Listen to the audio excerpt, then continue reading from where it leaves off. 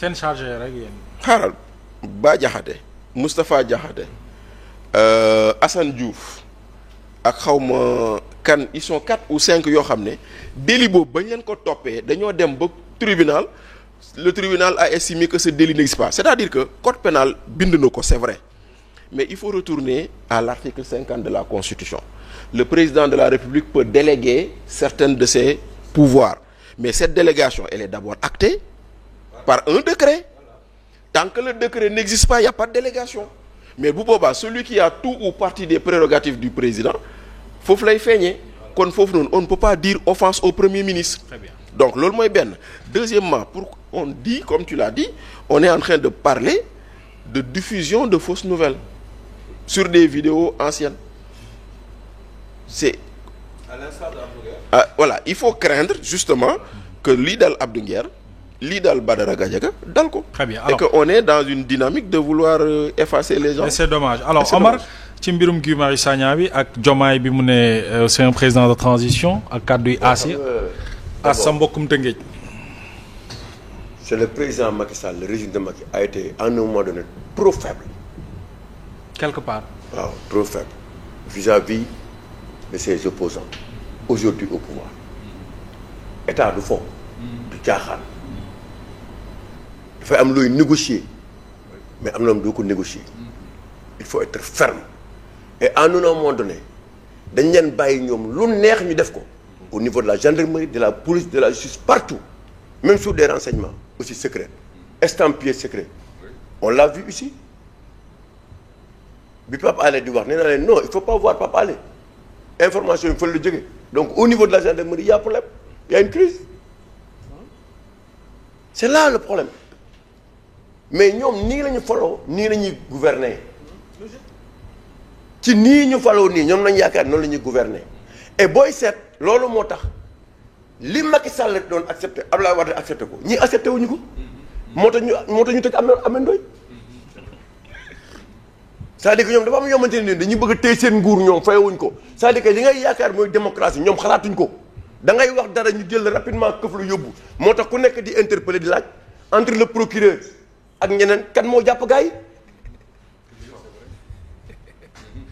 donc ñoom seen régime judiciarisation boobu il faut nga déglu ko wax nañ ko ñun ñoo fi nekk di wax mais loolu la ñuy def. Le mandat l'a dit.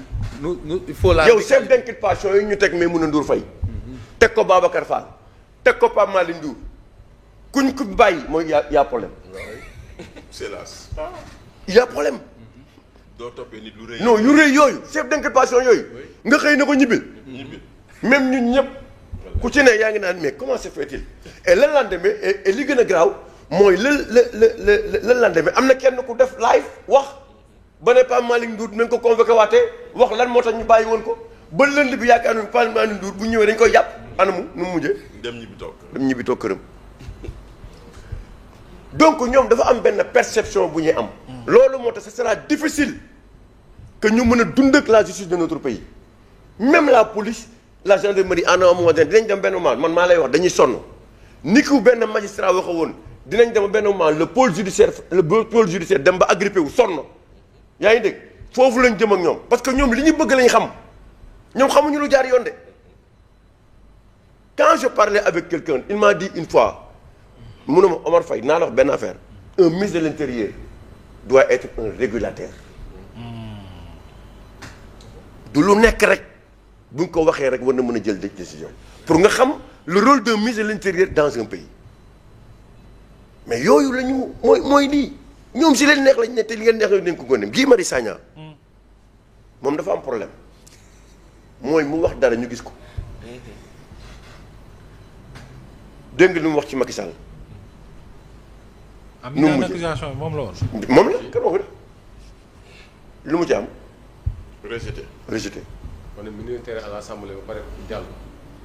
moom amul dara lu mu lu mus a wax. lu mu lu mus a wax rek nga dem ba ci biir du ci baaraam.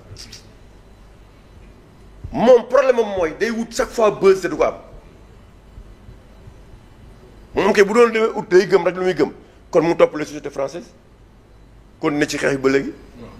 voilà da nga ko déggati avec toutes les conséquences déggatoo ko te foo toll bu ñu waxee si yenn ancienne autorité du régime mu am lu mu wax man média néocoloniaux yi muy wax man dama xamul mooy boobu mooy moowu lan te mu tweet naan les médias néocoloniaux il s'adresse à Bachir il s'adresse à Omar Faye il s'adresse à quelqu'un d'autre ñun xam la moo ñu intéressé c'est le pays li ñuy waxal Macky Sall dañ ci dut baaraam wala duñ ci dut baaraam. ah vraiment. bu dee duñ ci dut baaraam rek ñu wax.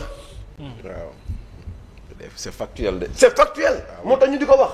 Thierno bu factuel woon duñ ko wax. beaucoup de gens qui parlaient de Macky Sall aujourd'hui ils se sont retournés pour dire que mais écoutez ñun naka dañoo juumoon. waaw Macky Ball. et tout récemment le cas de Barthélémy Dias en est une parfaite illustration. il faut nga bañ a rëy il faut nga rëy rek bañ a reconnaître mais boo xoolee ñii ni ñuy doxalee da nga naan ñun ci ban réew lañ nekk. Sénégal moo nekkoon ci réew mu xamante ni tout est décomplexé de l'extérieur à travers les réalisations. Oui, c'est vrai. démb dama taxaw ak benn xale ci benn centre commercial muy jàll ci escalator man naka bi may njëkk a dem France bi ma koy dem France escalator dama doon jàppandu di téye nii di xool dama doon mooy di ragal loolu mooy développement. léegi miin naa ko ba nga xamante ni tey su ma fi jógee yow boo fi jógee nii dem extérieur loolu ma doon jaaxal dootu la jaaxal loolu mooy décomplexé donc nous on a été décomplexé de par des infrastructures muy BRT muy TER muy autoroute à péage. mais attends Idrissa Seck ba ñuy wax TER bi mu ne même la France n'a pas le TER que nous avons. mais n'a pas la technologie que nous avons. mais yooyu tey suñu doom yi ak suñu rakk yi bu ñu xasee bu ñu demee extérieur dootu ñu am benn complexe dañuy ñëw rek nekk ci.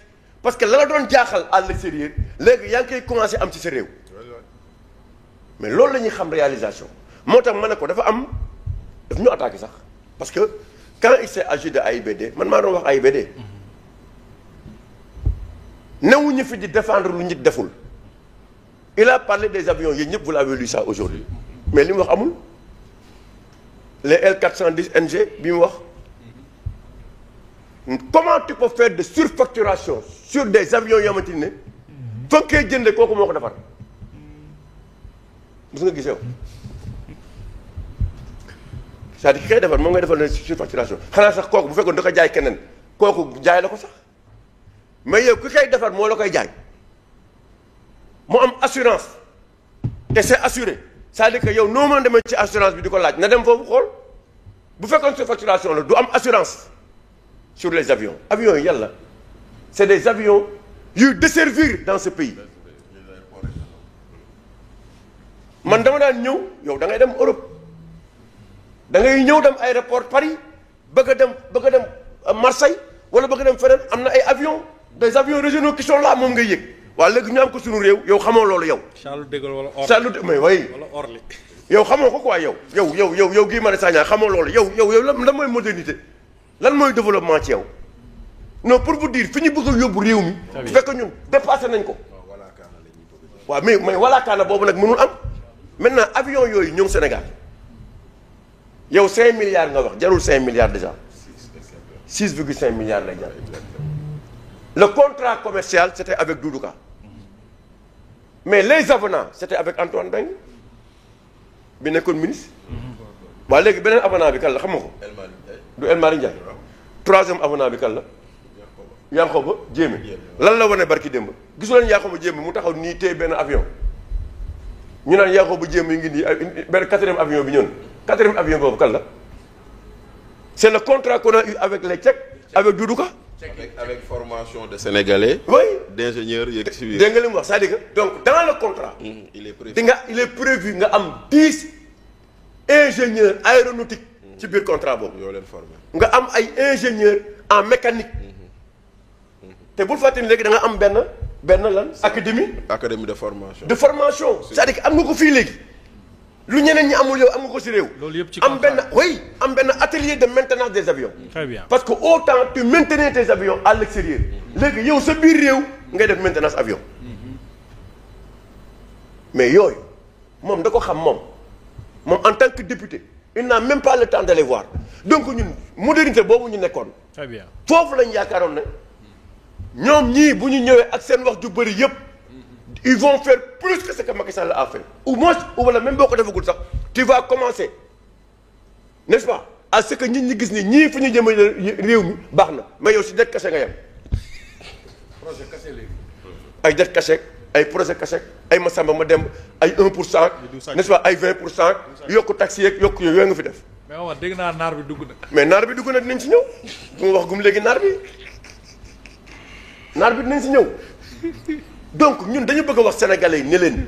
d'accord tey mën nga fi jóge Dakar dem Tamba ci 30 minutes avion yii Doudou Ka jënd la mën nga jóge Dakar dem Saint-Louis léegi am na aéroport avion yii Doudou Ka jënd la projet de 5 aéroports. attention mën nga jóge Dakar dem Ziguinchor bi ñuy dem nii tey léegi dafa dem di ñëw avion yi la très bien loolu la. mën nga fi jóge léegi dem Matam lan moo ko def avion yi la loolu mooy développement. c'est ça. mais loolu ki nga def di nga ko wax yow ñi ngi xaar nga def nga wax ñu loo def mais yooyu lañ taxaw fii di ko wax ngay taxaw di wax nii lañ fi defoon El Malick Ndiaye wax fi affaire matériel bi nekk aéroport ñu démonté ko parce que aussi fi ñu toll nii ce que Farba a vécu comme injustice il faut ñu xeex ko réew mi boo gisee ñuy taxaw di xeex yi on l'a vécu avec Karim Wade les premiers jours bi ko Macky Sall defee Bassirou ngi nii dañ ne ko attention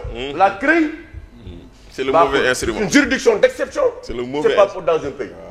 bi mu bàyyee Karim Wade commencé wul teg kii li nga tardé sax un peu. si la bokk. mais après il a écouté les gens xam ne réew di doxee nii mu bi mu bàyyee Karim nga gis ko avec toutes ces réalisations qu'il a eu à effectuer donc tey est-ce que dinañ nangu nga def li nga def Lat Diop bu ñu waxul du ñu ay góor dañu xam ne c'est une injustice dañu waxal ni dëgg.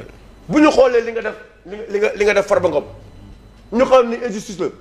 xeex kese moo tax a jóg dañ koy wax parce que on a toujours été constant dans ce sens nga def ko Tahirou Sarr def ko Dan Sarr def ko Khadim Ba chaque jour Bassirou ngi toog fii di ko wax mais yooyu injustice il faut ñu koy rappeler Sénégalais yi loolu moo tax tey ñu am ces milliers de personnes qui sont sorties c'est pas pour faire plaisir à tout le monde ils l'ont fait parce que xam nañ ne réew mi ngi nekk ci guuta te buñ ko bàyyee ñun ñëpp du baax ci réew mi. mais est-ce que préoccupation yëpp yi ngay laaj ñoom xamee nañu ko noonu bu ñu déggee Guy Marius Sagna mu wax.